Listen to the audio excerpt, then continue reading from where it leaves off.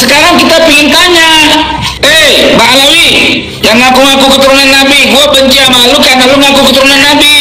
Sebagaimana lu benci sama orang yang ngaku keturunan Nabi. Gitu bang. Dulu orang lu pukul-pukulin, ketika dia ngaku keturunan Nabi lu pukul-pukulin.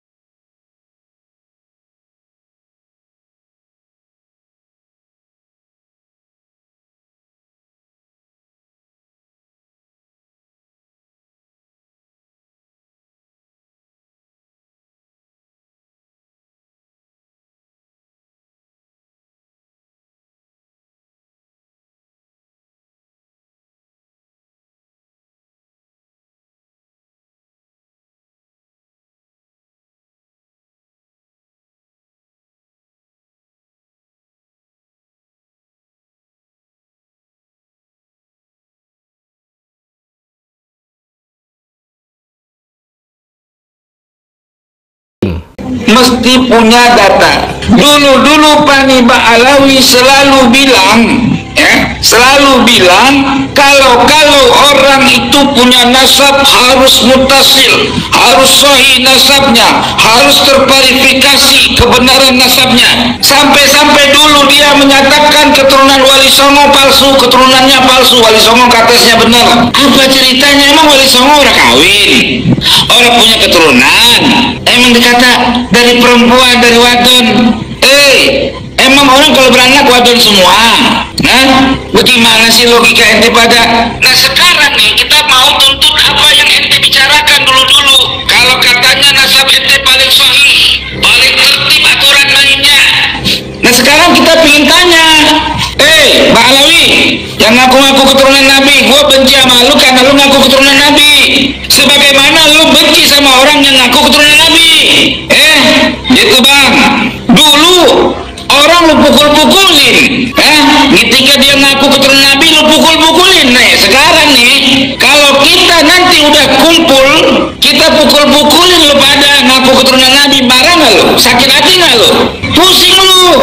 Kan lu lihat Allah akan membalas perilaku lu pada yang bertahun-tahun lu. Orang lu palak dengan bawa-bawa nama engkong lu. Lah engkong lu itu kan hebat, sakti mandraguna, sampai kalah Nabi kita Nabi Muhammad mangkong lu. Gitu loh. Engkong lu bisa terbang ke langit, katanya ketemu Tuhan tiap malam 70 kali. Tapi gua pengen tanya sama lu, yang ngaku-ngaku keturunan Nabi, yang ngaku-ngaku keturunan Amul Pakih Mukaddam.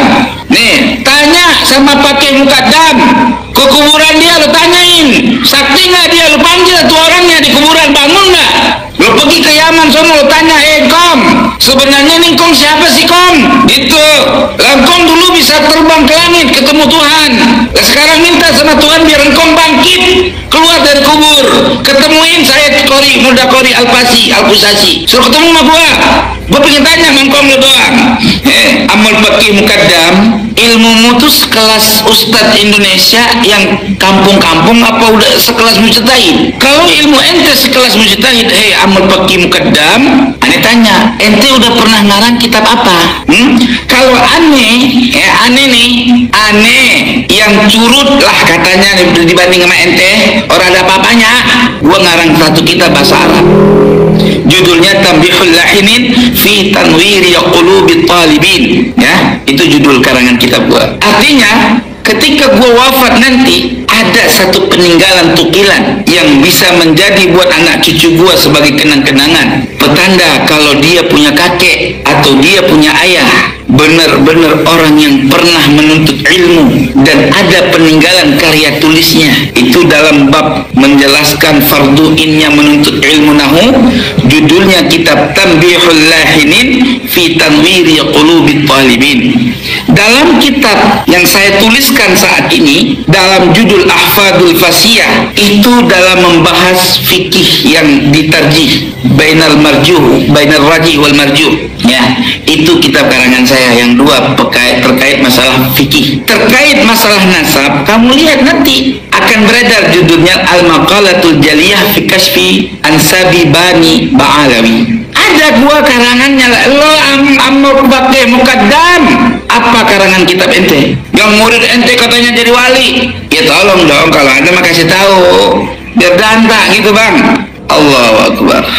Jangan ngaku-ngaku lah keturunan Nabi. Ya, kita bongkar sekarang ini. Gak bakal mundur. Ya, gak bakal mundur. Ini orang pakai kacamata hitam kagak bakal mundur. Walau selangkah. Mati tanam. Istilahnya begitu, Bang. Ya, apa yang disampaikan oleh Teuku Mudakori betul-betul sebuah tamparan keras bagi oknum-oknum Ba'lawi. Dan ini adalah sebuah tantangan besar bagi para habaib untuk kemudian bisa mendatangkan sebuah argumen untuk membuktikan bahwa memang nasab beliau bersambung. Sebab jika tidak, maka ini akan menjadi sebuah polemik yang terus-menerus berkepanjangan dan tentu akan membuat publik kemudian mendua dalam menyikapi nasab habaib ini.